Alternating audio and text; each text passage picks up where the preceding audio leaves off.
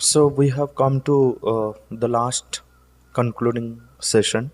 So though the energy level was not always intact, little ups and downs, but still we could manage surviving, and for 5 days from morning to evening. So first of all, I thank you all for taking all the pains to come from different parts through taking all the pains, so then we all could meet here for a greater purpose of having little introduction to the whole uh, oceanic vastness that is available in our tradition, and whatever little entry I have into or experience I have with all this literature I could share with you. So I don't know how much we all have really learned, and learned in the sense that it's not just learning like the Pandits learned the Shastric knowledge, but how much we need to, I mean, whatever we have learned, we need to take it and apply it to our life and make it a part of our whole journey. Doesn't matter little bit. Not necessary that no one will know the complete, the whole. It takes so many lives. So this is where the Gita says, Swalpam apyasya dharmasya trayate mahato bhayat. Even a little bit of practice, one drop of practice. One drop of practice can save us from the oceans, is better than the oceans of theories. Swalpam apyasya dharmasya, whatever is presented to us by the seers and sages, a little bit of it, we put it into practice, and then it can save us from the greatest of the dangers. So the take home should be that. How do we put it into practice? It should not be left here, Madhuban, or as it is said, yad arjitam tad gurave niveditam. So whatever we gained, we have offered it to the Guru. Now the Guru knows. There were a lot of students attending a class, language learning class. Most of them, they were foreign students. So next day, after the first lesson, so in the next lesson I asked, do you all remember what we did in the last class? So the first person came out very, boldly. That is your responsibility, sir. Why should we remember what we learned? We are paying you. You should remember what you taught. This is a German person. So,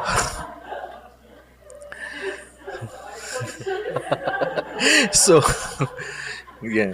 So I said, yes, I do remember all that I taught. I just wanted to find out whether you remember. But I remember. The whole thing I remember. If you want me to repeat, because you were paying, yes, I'll repeat it again. I can have the first lesson. I can carry out the same lessons for 1 year. Doesn't matter.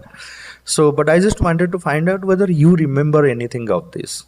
Then did you do any homework or anything? Then he became quiet. Oh, yes, now I understand. Now I understand. Yeah, but I didn't spend much time. So maybe some notes I have taken, I have to look at it again and then find out. I thought maybe it will be easy because you are the teacher. So you just, repeat. So that's why I said it to you. It's fine. So yad arjitam tad gurave niveditam should not happen. So whatever is arjitam, so that should be. So that is why they say adhiti, vodha, acharana, pracharana. These are the 4 stages when the vidya becomes fruitful. Adhiti means adhyayana. Adhyayana, that we learn, we gather the knowledge. Then it is bodha, the deeper and proper understanding of what we have learned. And then acharana. Acharana is whatever is the understanding, whether we are putting it into our life, in our acharana or not. And then pracharana. Pracharana is not propagating or propaganda, but it is giving expression to that. The truth that we have realized, the truth that we live, how do we express it in our action, in the life? That is, then the vidya, the learning becomes complete. Adhiti, bodha, acharana, pracharana. Huh? Acharana is putting it into one's own, life, the living the truth. And pracharana is giving expression to that in various forms. So, for example, a truth is realized by an artist. So, he will give expression to in art forms. But his art forms must be an expression of the truth that he has realized. That depth has to be there, that soul has to be there. Otherwise, it just becomes a painting or artwork without soul. So, the same way, Patanjali, who is Adhiti, is Adhyayana. That the meaning is, the another word for Adhiti is Adhyayana. Study. Adhiti. Yes. Adhiti. Bodha. The the different stages by which the vidya, the learning becomes fruitful. Now Patanjali presents it in a more practical term. So he says that it is agama, is a chaturbhischa prakarehi vidya samupayukta bhavati. There are 4 ways by which the vidya, the learning, the knowledge becomes established, or samupayukta, becomes fruitful. Agama kalena, swadhyaya kalena, pravachana kalena, vyavahara kalena. It means agama kala is, like data collection, agama kala. So we keep gathering information. That is the learning stage, what we do in the school, college. So whatever is gathered, the knowledge that we get from the books, from others, that needs to be contemplated in relation to the self. The self-contemplation on what is gathered, that is what is called swadhyaya. No, the information will come on the agama kala. I don't know in technical language what it will be, but it is agama kala is data, information, everything. Swadhyaya is, like it is deeper contemplation on the content relating to oneself. Assimilating it to oneself, or, seeing the reflection of that, seeing everything in relation to the self. So when that happens, the next stage, so one starts, like getting experiences. Once the swadhyaya happens, the swadhyaya leads to experiences, deeper experiences. Then it is called the pravachana kala. Pravachana is not like, pravachan, jaise Murari Bapu pravachan dete hain. It's not the pravachan kala. Again, it is the expression, level of expression. Like how do we express the experiences, the truth realized. The truth realized and expressed, and vyavahara kalena, how do we live that truth that we express in our day-to-day life, in our life. If this vyavahara is not there, acharana is not there, in our acharana, in our vyavahara, all that we have learnt, all that we have gathered, or all that we have contemplated is missing, is not seen, is not reflected, then our vidya is of no use. It's not the fruitful. It doesn't become fruitful. Vyavahara is like putting it into vyavahara. Living that with, in our day-to-day life. Agama. The first one is Sri Harsha. Sri Harsha was the poet who wrote this, Naishadhya Charitam. He wrote the story of Nala and Damayanti. There's a huge kavya called Naishadhya Charitam. So in Naishadhya Charitam, he says this adhiti bodha acharana pracharane. Yes. And the sequence doesn't matter, but the content. Yes. You cannot put it sequentially. You are expressing that, what you are living. That is why difficult to put it in whether first you like live the truth, then you express, or first you express then live, or what you express you live. So it cannot be put sequentially. No, don't think of the sequence or like chronology. Yes, but what we express must be what the truth that we live.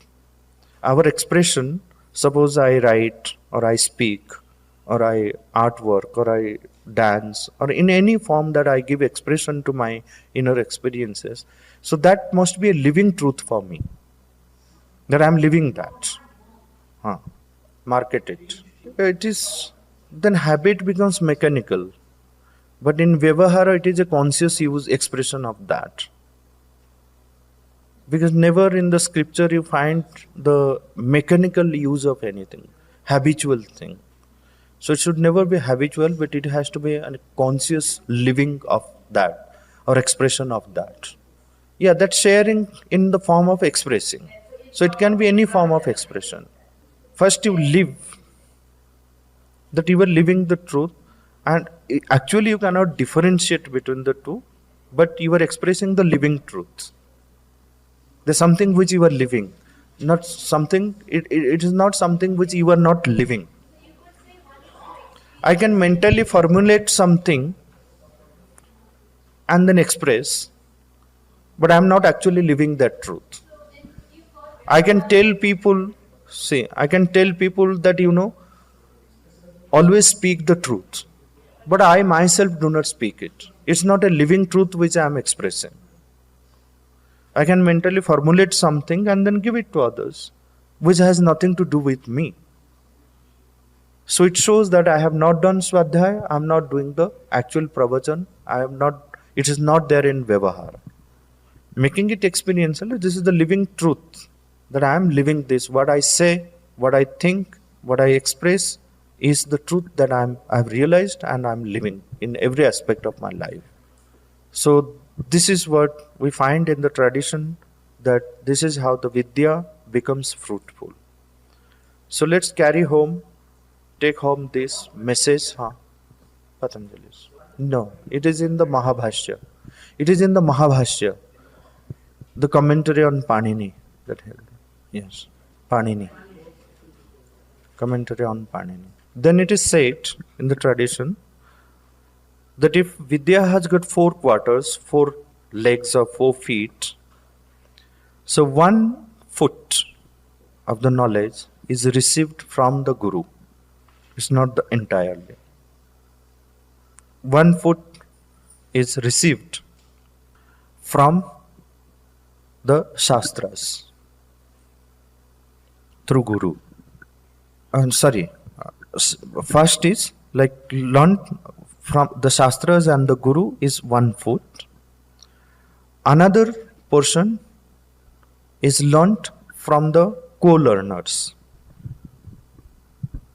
with whom we all learn. Another foot is learnt by doing Swadhyaya on ourselves. It is our own effort. Then another foot, it comes by time. It matures in time. It becomes fruitful in time. So this Acharya and the co-learners and one's own effort and then time. But Acharya is responsible, the Guru is responsible only for 1 foot. Then rest, we all have to take it forward. And then over a period of time, it matures. There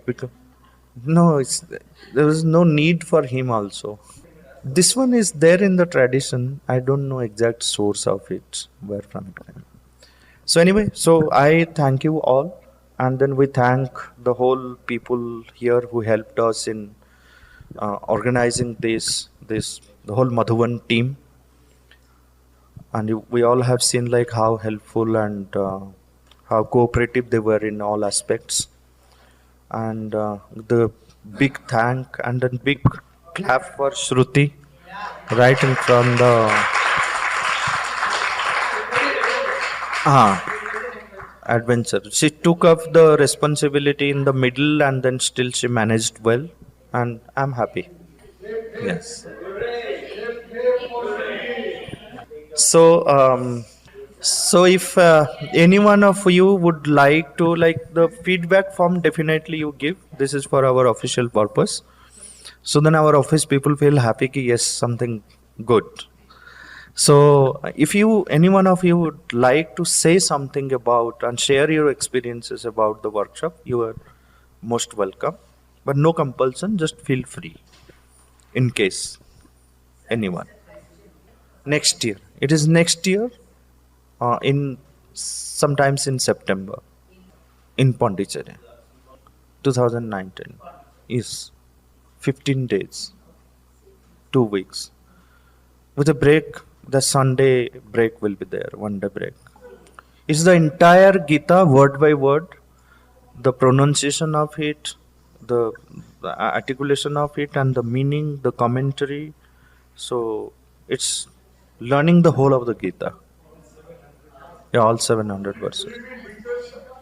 September is the beginning of the winter in Pondicherry.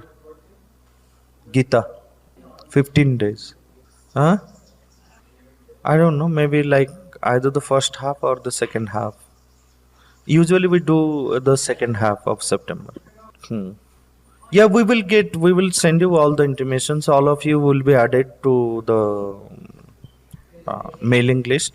And also, like any one of you who is using WhatsApp, if you want to be added into the bigger group called Spandan, so we will send a link to every one of you. So in case you feel like adding yourself, you can just use the link to add yourself. So we will not add anyone without permission. So if you feel like, you click on the link and then you get added. Okay. All right. I'm sure this is on behalf of all of us that I'm saying, and I'm going to try to express the best as I can, but I'm sure some of you can do better than I can. I think what I want to say is not just a thank you, but it's a huge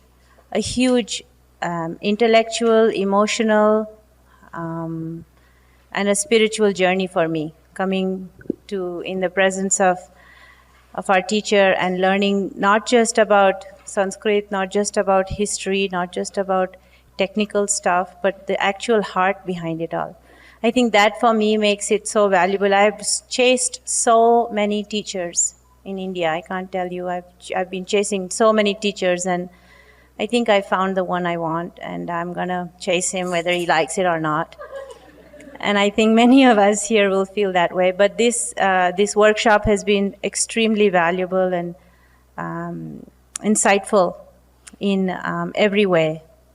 Personally, as a teacher, as a friend, as a mother, as a wife, and as a friend, and as a human being, as a member of our living community on this planet. And I feel very strongly that I want so much to have teachings that our teacher gives to the world. I feel very empowered to try to bring it across to where I live, and I'm going to try to bring students from the US. And so if you have families that are living in the US and you want their children to also be able to have this, or adults, I suppose, I will be trying to bring study abroads from the US to our teacher in the summer, starting next summer.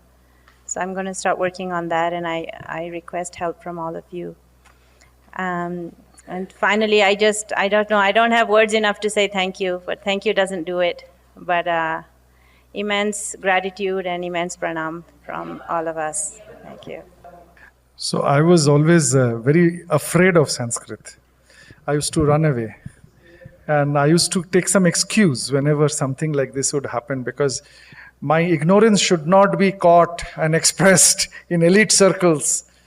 And I used to just make excuses. And I knew that without this, I will not be able to decipher the Shastras, the ancient wisdom, which is encoded in such depth. And I knew that I was getting dissuaded by the English translations. But I was taking shelter And I was running, like what you said, going worldwide for different things, looking for Max Mullers of the world for the translations and everything. And I was almost of a very firm opinion that the Sanskrit teachers are very closed and very strict, and they're very proud of what they have, and they actually don't want to teach others. If you want to take, you can take. So it's a very different image of. So one day I told my wife that there is a gentleman who will teach Sanskrit in Pondicherry. I don't know why the name is giving me a vibration that I need to go there and learn Sanskrit from him. She said, you are planning to waste money? I will call the local pujari from this temple. He will come and he will teach you in the afternoon. You don't have time. You don't have time. That is the problem. Now you want to fly to Pondicherry, stay in Pondicherry, and then you have booked one of the big hotels there. What is this Sanskrit for this? I said, no, you come, if you like the teacher, you study Sanskrit, otherwise you see the beach. She said, I'm coming to see the beach. I don't want to go to Pondicherry for this. So I said, you go for one day, at least for first day you go for the respect of the teacher, and I'm paying for both of us. You don't attend any of the classes, but one day you just come. She gave me dirty looks and she said, okay, one day, 1 hour. Okay. First, she came with me and I said, now it's time for you to go. It's lunchtime, so you can go. And she then stayed on for all the 7 days, and her notebook was thicker than mine. And she came back and she started, probably, I don't know whether she was teaching the pujari or what, but she started spreading this whole Sanskrit thing. Everybody comes home. And so all that thing happened. And this time I said, are you going? Because I am going. No, I'm not going. Who is the teacher? Dr Sampadananda Mishra. Okay, I can go. So this is the effect you are having on people like me, laymen, who were running away from all this. Not that I have learned Sanskrit fully, but at least my interest, and now I'm trying to get into know what is right, what is wrong. There is another person who's completely into it, and we were so blessed that today is our marriage anniversary, and we are here. And, his blessings and you all's blessings. My second point is, this is one of the most wonderful batches. I've done so many workshops. We keep doing workshops. Mr. C.N. Murthy, who was one of the dearest friend, he was an intellectual giant actually. He has been a very successful man in his career and even now. So he was there, and then again I see him here, I see Jidesh here, some of our people who were studying Sanskrit there.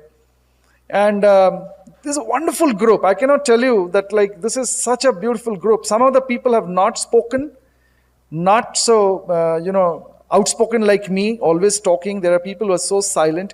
Today we came to know, how many of you know that we have one of the most celebrated, very, very, deep, erudite neurosurgeon with us? Please raise your hand. How many of you know that there is, and that too not a normal college, CMC Vellore, and then a neurosurgeon, and who is deep into all this research and into spiritualism and into everything? Please raise your hand. How many of you know?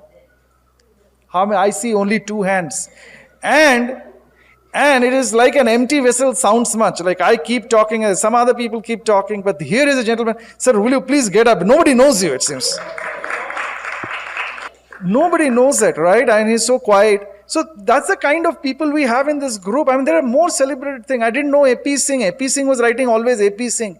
He is not only a brigadier, but he is one of the most decorated soldier of the Indian Army. He is not a normal brigadier.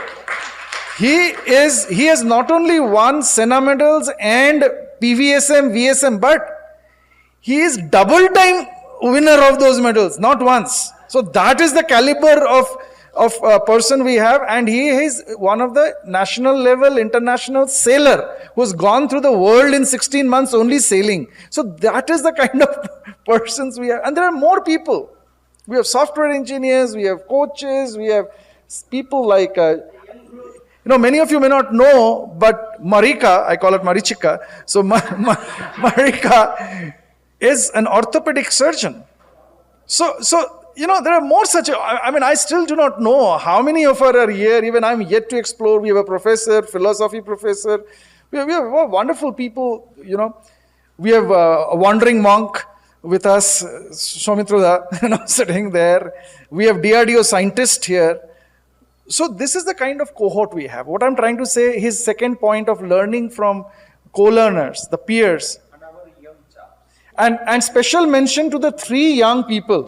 A special mention to the I'm amazed with the youth. We talk about youth. Here are 3 youths. In such a small group, we have 3 means it's a good percentage. We are so lucky to have all this at this age of time. I don't know whether we are lucky or they are lucky.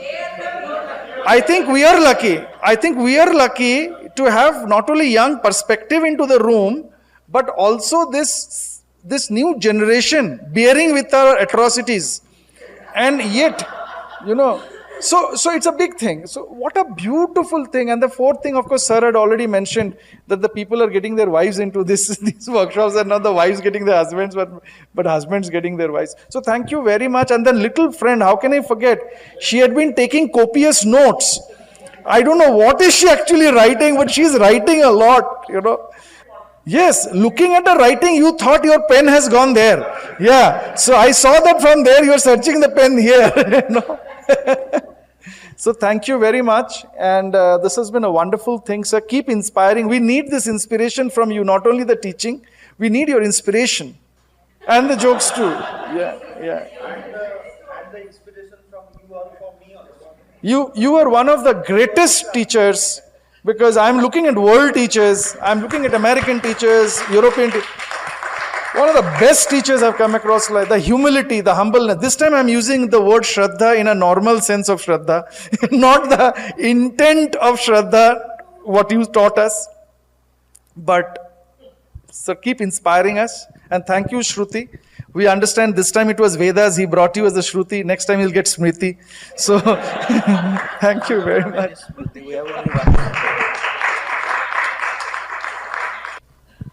कुछ लाइनें लिखी हैं sir के लिए, वो आपके सामने रखना चाहती हूँ। जीवन को दीपक, आत्मा को बाती। सर के लिए है ये। जीवन को दीपक, आत्मा को बाती, रक्त स्वेद का घृत डाल। स्वेद मीन्स पसीना। रक्त स्वेद का घृत डाल, आलोकित कर दूं संसार सारा, कि मैं गुरु आचार्य शिक्षक कुछ भी कहूं। मेरे सशक्त कंधों पर टिके कर्तव्य दायित्व सारे, ताकती पीढ़ियां आस अनुराग लिए।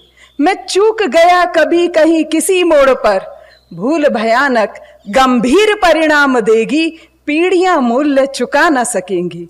मुझे तो जलना है, जल जल जीवन आलोकित करना है, माँ भारती के ऋण से उर्ऋण होना है। मैं गुरु हूँ, गुरु ही मुझे होना है। I believe in destiny, and I just do not know how I was destined to be here. My interest in equity markets made me talk to a gentleman, and he is teaching in a school in Pondicherry, in the ashram. And when we were towards the end of the conversation, he is also, after leading a massively successful life, is probably in Pondicherry. So I asked him, let me know if there are any workshops or something. I'm very interested. So he just mentioned about this workshop about 2 weeks ago. And I was probably the last entrant here.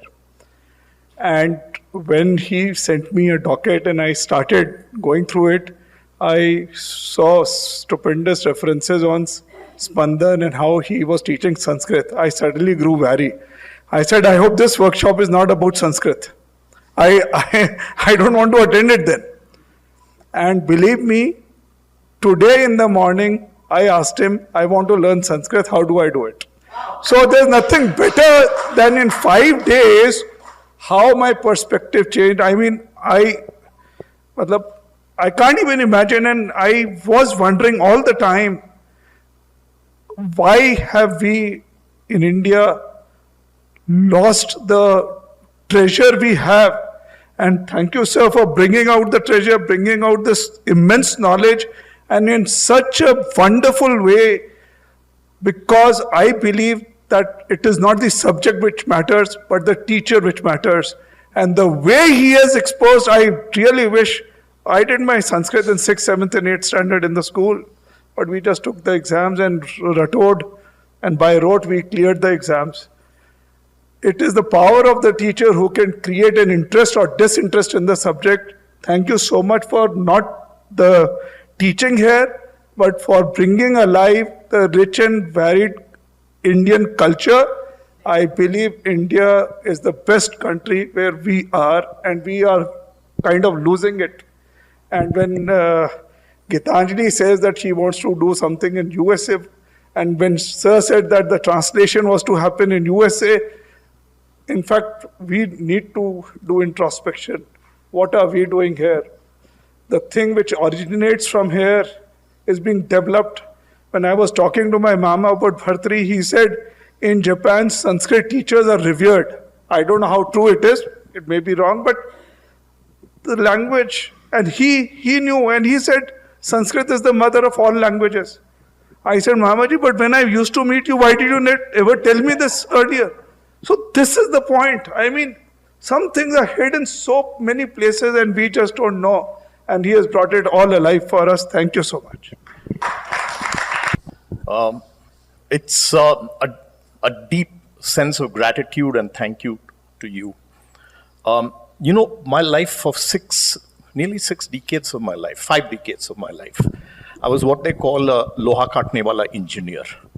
A hardcore engineer who had no time for language, who had no time for brain, mind, thinking, or anything. Okay? But I was always interested in reading, and my wife is in English literature, graduate, MA, and all that, and she kept inspiring me. And there was one author who had become my role model, an English author by the name of Stephen Spinkler. And what I used to like about Stephen Spinkler was the way he would pick up words in the English language and bring out meaning that I would not even guess. Like, what's the meaning of good? He's written a whole chapter on that. Okay? I look at you, sir. Stephen Spinkler is in his infancy. It's when, what I have been picking up, and this is the 3rd time I have been in touch with him, what I have been picking up from him is that language is energy. Words are energy. Syllables are energy. And we talked about energy levels. We have been seeing him. For every word, we have got into that habit of asking, what's the root word? What's the root? Okay? And from that, it's so easy to begin to understand what we are reading and learning. This energy has somehow filled me. And I sense that this energy is there in this room. Because even if we don't understand Sanskrit today, sir, even if I talk about the Vedas, the Upanishads, and the Gitas, we haven't even started opening the introductory page still. There's so much that one has to delve in. But the energy is there. And what I believe is that the energy that we have got from the Guru, from the team around here, will sustain us to go further and multiply this energy within ourselves as we go ahead. I hope that will happen. Thank you. Hari Om. Now, many people have said that I'm going to chase him. So I'm already on that list. So I never miss any opportunity to attend his workshop. And I have immensely derived from each and every workshop. And I was longing to have a continuous study for some time under him. Oh, it's a divine grace. He has accepted and given me the opportunity. In the first camp, like this chakras, mantras. From that day onwards, I'm practicing it. Maybe not that much intensely, of course. It has helped me a lot. During the practice, I felt that with openness, when we are chanting that, feeling that vibration, and the vibration to impinge our mind, our emotions and our body, each and every cell of body. When you remain in that state of appeal and do it, it's doing wonders. Really, it's doing wonders. And regarding this workshop, actually, on the occasion of my wife's 60th birthday, I thought of a pilgrimage. She was so keen that we have never visited not so many pilgrimage centers. But when I came to know of this session, course here, yes, he said, we are going. And she too was so willingly come. Moreover, we have been introduced about this place. My daughter was here for a week. So that inclination was there, we came here. And about this session, each and every session, the session of the topic, it can be spread into months course. When it happens like that, I think we'll be able to assimilate, and not only that assimilate, we can transmit it. It is such a packed. Of course, now we got a bird's eye view about all those things, and it kindled our interest to go into in detail about in all these things. Especially this time, this is the first time I am hearing about exploration on the the classical literatures. Already I had attended some of his Gita, Upanishads, Veda, and Dhatu, but this time some new inclusion about this classical literature and Subhashitas. Oh, really, I felt that, there is so much to learn. But we are very fortunate. Really, we are very fortunate. But the world needs so many Sampadananda Mishras, because so much aggressive, wantonly distortions. They are not ready to accept the greatness of this Indian culture. They are not ready to recognize that so much is going on around the world. But how are we going to face it? How are we going to fight it? And how are we going to establish all these things and the humanity has to benefit, because through these, how it is going to happen? Really, it has to, by Mother's grace, I wish it has become, it flourished into a university. It has to blossom into a university. And we have to create new Dakshilas and Nalandas. And I wish, by the Divine's grace, so he will be the instrument to establish such an university. I wish it will happen sooner. Thank you, sir. Okay, hello everybody. So, हाँ मैं सोच रहा था, but मैंने सोचा ये ज़्यादा हो जाएगा.